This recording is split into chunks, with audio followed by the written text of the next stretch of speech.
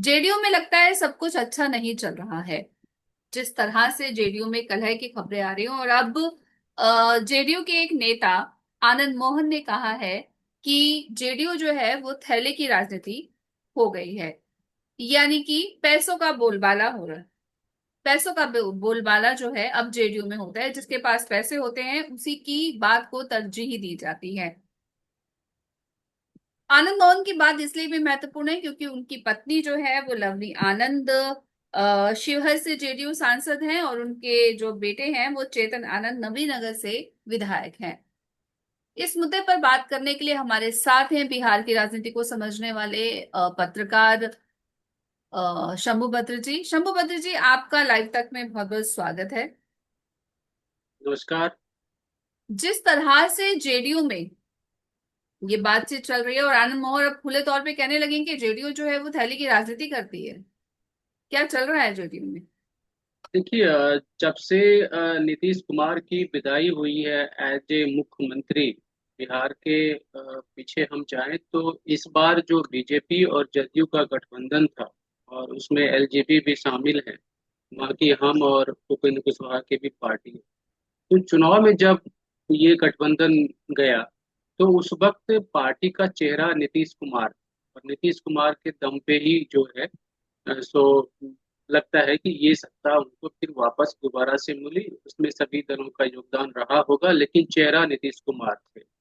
और उस समय में बार बार बीजेपी की तरफ से कहा गया था कि चेहरा नहीं बदलेगा, और मुख्यमंत्री बनने के बाद भी, सॉरी, चुनाव के बाद भी अ, जदयू के जो नीतीश कुमार हैं, नीतीश कुमार ही गठबंधन का चेहरा रहेंगे और वही मुख्यमंत्री रहेंगे, इस तरह से कहा गया।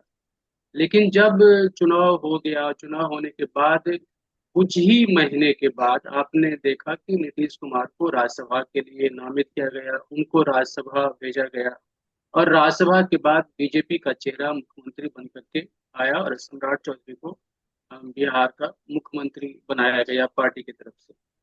इसमें जो बड़ी बात ये थी कि इस गठबंधन को इतने साल तक सत्ता में बने रहने के लिए जो नीतीश कुमार का जो योगदान है एज ए नेता के तौर पे, एज ए चेहरा के तौर पे, और एक सामाजिक न्याय का जो चेहरा रहे हैं नीतीश कुमार, तो उनकी जो स्वीकार्यता है पूरे बिहार में एक राजनीतिक तौर से, उसका फायदा इस गठबंधन को लगातार मिला। और इसीलिए आपने देखा कि जब जब लालू यादव को लगा कि जो हमारी पार्टी अकेले सत्ता के में नहीं आ सकती है, तो उन्होंने भी कोशिश की कि नीतीश कुमार के साथ गठबंधन किया जाए। और उस कोशिश में एक बार सफल भी रहे, और नीतीश कुमार के चेहरे पे राजद और जदयू की सरकार भी बनी थी। और वो बेशक कुछ दिनों के बाद वो सरकार नहीं चली, लेकिन नीतीश कुमार एक अपरिहार्य चेहरा पिछले 20 साल से बिहार की राजनीति में बने हुए थे। और जदयू की खासियत ये थी कि जदयू तीसरे नंबर की पार्टी रहते हुए भी राज्य में लगातार नीतीश कुमार के दम पे सत्ता में रही। तो नीतीश कुमार का जो आकर्षण था पूरे जदयू को बांध कर रखने का, क्योंकि जदयू के अंदर जो नेता हैं वो हर वर्ग के नेता हैं। दूसरी बात है कि समाजवादी आंदोलन से निकले हुए बहुत सारे नेता हैं जो कि जदयू के साथ नीतीश कुमार से कनेक्ट कर पाते थे। अब क्या हुआ है कि नीतीश कुमार के राज्यसभा चले जाने से जदयू में बिहार में जो पूरे सत्ता का जो सीन है वो बीजेपी लीड कर रही है, और बीजेपी के इर्द गिर्द सत्ता घूमने लगी है। तो जदयू के नेताओं को लगता है कि उनका जो कनेक्शन था नीतीश कुमार के साथ, या नीतीश कुमार के जरिए सत्ता के साथ जो उनका कनेक्शन था, वो कनेक्शन अब ब्रेक हो गया है।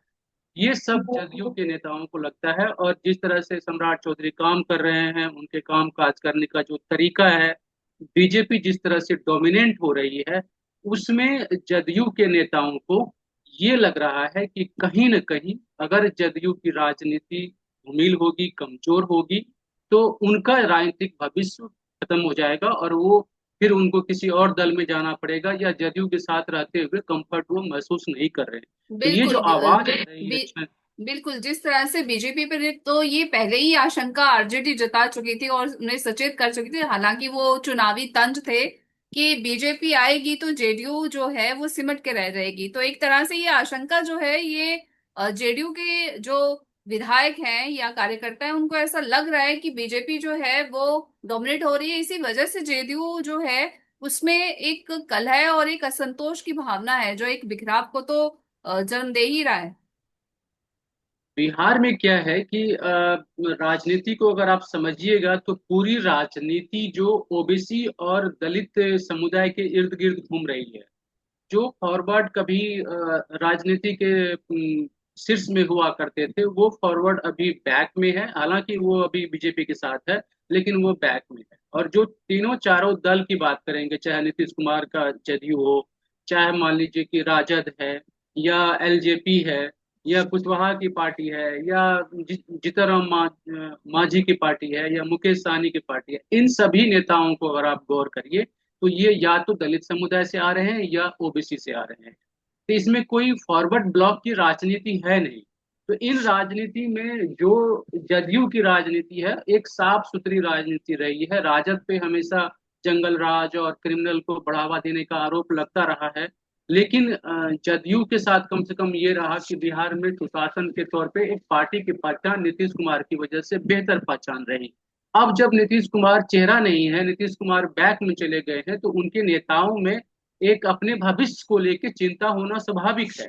और जो कि आनंद मोहन के वक्तव्य में दिखाई दे रहा है कि उनको डर लेकिन है कि एक और बात है बीजेपी। कि इसमें जो नीतीश कुमार है उनकी भी एक तरह की भूमिका, क्योंकि एक नेता होने के तौर पर उन्होंने अपना सब्स्टिट्यूट भी नहीं ढूंढा। और जो उनके जो पुत्र हैं जो अब राजनीति में आए हैं, क्या ये पहले नहीं कोशिश की जानी चाहिए थी कि उनको पहले राजनीति में लाया जाए? क्योंकि अभी भी वो उस तरह से एक्टिव दिखाई नहीं देते हैं जिस तरह से नीतीश कुमार के पुत्र को होना चाहिए।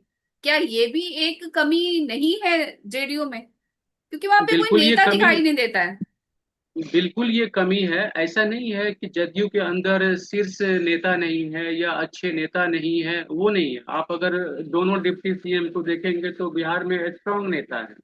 पर और भी जेडीयू कई में सारे। स्वीकारोक्ति एक तरह से जो स्वीकार करने की एक तरीका है, क्योंकि नीतीश कुमार के बाद में कौन होगा उसमें उनके पुत्र को तो भूमिका मिल सकती है, लेकिन और किसी को उसके लिए तो बड़ा जद्दोजहद है। तो ये हमारे भारतीय राजनीति की विडंबना है, और ये हर एक दल में है कि आप जब कोई दल के नेता शीर्ष पे होते हैं, उनकी स्वीकार्यता होती है, तो कोई भी अपना सेकंड लाइन तैयार नहीं करते हैं। ये समस्या इंदिरा गांधी में भी थी, ये समस्या आज ममता बनर्जी में भी थी, ये समस्या आपने मायावती में भी देखा कि उसने सेकंड लाइन तैयार नहीं किया, जिसकी वजह से एक अच्छा जो दल बीएसपी है वो कहाँ से कहाँ चली गई। तो ये कहने का मतलब कि नीतीश कुमार ने भी यही गलती की जदयू के अंदर में। अगर उनको बेटे को ही लाना था, शुरू में इस डर से नहीं लेके आए कि परिवारवाद का आरोप लगेगा। तो मेरे और जो इनका बेटा है, उनका उनकी राजनीति में कोई रुचि भी नहीं थी कि उनको राजनीति की तरफ ट्रेन किया जाए, उसको लाया जाए। तो वो भी बात थी, अखिलेश यादव की तरह से वो राजनीति में रुचि नहीं रख रहे थे, तो उस तरह से उनको ट्रेन भी नहीं किया गया। तो ये नीतीश कुमार को देखना चाहिए था कि मेरे बाद कौन, इसको लेकर कम से कम सेकेंड लाइन में चार पांच नेता उनको तैयार करना चाहिए था, जो कि अपने जरूरी नहीं था कि वो परिवार से ही होता, बल्कि उनके बिहार में उनके कामकाज को लेकर के उनकी स्वीकार्यता होती, पार्टी को आगे ले जाने की उसमें क्षमता होती। अभी क्या हो रहा है कि कोई नेता इस तरह से नहीं है पार्टी के अंदर में। तो वो ये रहा है कि मान लीजिए आप किसी को ला करके बना दीजिएगा, विजय चौधरी को या विजेंद्र यादव, किसी को भी आप उठा दीजिए, तो उनके साथ सभी दल चार्जर साथ में चाहिए, जाएंगे। कंप्यूटर का चार्जर। दल में ऐसा नहीं होगा, उनके साथ सभी लोग जाएंगे। नेता वो नहीं है जैसे कांग्रेस के साथ होता है कि अगर राहुल गांधी या उनका परिवार नहीं है, तो बाकी कांग्रेस के नेता कनेक्ट नहीं हो पाते हैं किसी और के नेता बन जाने से।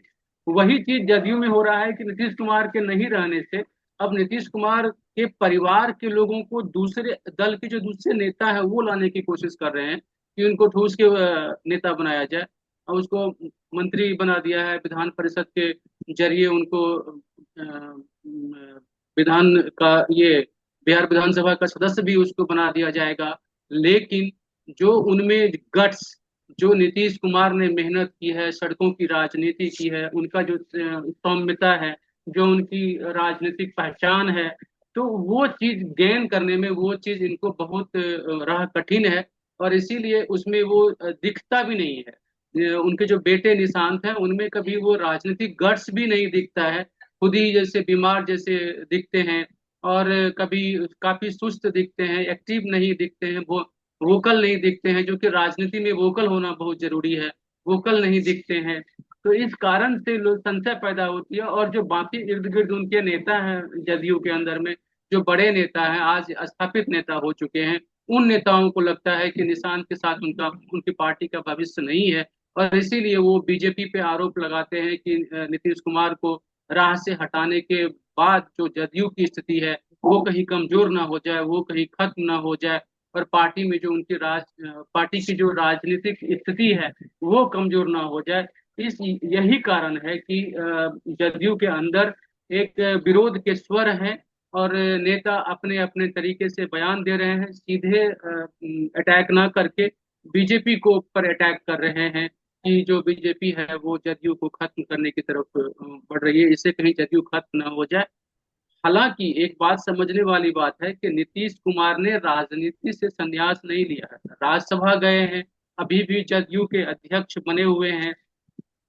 तो नीतीश कुमार अभी भी जदयू के लिए तो चेहरा बने हुए हैं कि जदयू को आगे ले जाने के लिए नीतीश कुमार के पास अभी ऑप्शन है, विकल्प है कि नीतीश कुमार अगर चाहे तो जो उनके दल में स्ट्रांग लीडर हैं, सेकेंड लाइन है, उनको वो आगे बढ़ा सकते हैं, उनको मजबूत कर सकते हैं, उनको एक नई दिशा दे सकते हैं। और पार्टी को स्ट्रांग करने के लिए जो पार्टी के अंदर में जो बगावत है या पार्टी के अंदर जो विरोध के स्वर है उसको खत्म करने के लिए नीतीश कुमार को आगे बढ़ के आना चाहिए कि ऐसी कोई बात नहीं है। या बीजेपी के साथ उनकी अगर मान लीजिए बीजेपी से को मुख्यमंत्री बनाया गया है और सेकंड पार्टी के तौर पे जदयू आई है, तो इसके बाद भी जदयू एक स्ट्रॉन्ग राजनीतिक दल बिहार के लिए बना हुआ है।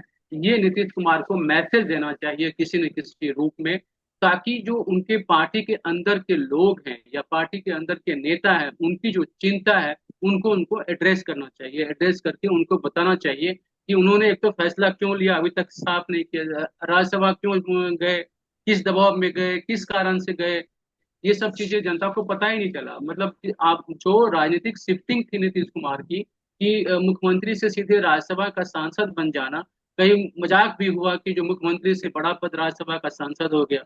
और नीतीश कुमार ने जिस तरह से उसको जस्टिफाई किया कि हम चारों के सदस्य हो गए, तो ये सब सारी चीजें ऐसी थी जो कि लोगों के गले नहीं उतर रहा। उनके जो राजनीतिक उनके दल के जो नेता है उनके गले नहीं उतर रहा था उनकी बातें। तो इस तरह से देखें अगर आप, तो नीतीश कुमार को आगे आकर के चीजों को स्पष्ट करना चाहिए, और पार्टी के अंदर में जो लोगों को भी असंतोष है या जिन लोगों के भी विरोध के स्वर है या जिन लोगों के मन में भी इस तरह का भाव आ रहा है कि बीजेपी कहीं न कहीं जदयू को खत्म कर रही है, तो इस भाव को तोड़ते हुए नीतीश कुमार को चाहिए कि कैसे जदयू को को स्ट्रांग किया जाए, नेताओं को कैसे एकजुट रखा जाए, जोड़ के रखा जाए, ताकि पार्टी मजबूत बनी रहे। नहीं तो एक समय ऐसा आएगा कि जब यदि यदि आप देखेंगे कि नीतीश कुमार उदासीन रहे तो जदयू के जो बड़े नेता हैं कहीं ना कहीं शिफ्ट कर जाएंगे अपने अपने बेचारे की सुविधा के हिसाब से। उनको बीजेपी ठीक लगेगा तो बीजेपी में चले जाएंगे, राजद ठीक लगेगा तो राजद में चले जाएंगे। और बिहार में आजकल तो तीसरा ऑप्शन भी है, प्रशांत किशोर की पार्टी है जो बैठी हुई है और कहीं ना कहीं वो चाहती है कि सत्ता में एक हम अपनी जगह बनाए, तो वहां भी प्लेटफॉर्म लोगों के लिए है। तो इस तरह से जदयू को देखना पड़ेगा कि कैसे हमें अपने पार्टी को एकजुट रखना है, पार्टी को स्ट्रांग बनाए रखना है, और जो गलत चीजें उठ रही है या कोई मैसेज जा रहा है उस मैसेज को कैसे ब्रेक किया जाए, तोड़ा जाए। नीतीश कुमार को आगे आगे आना चाहिए।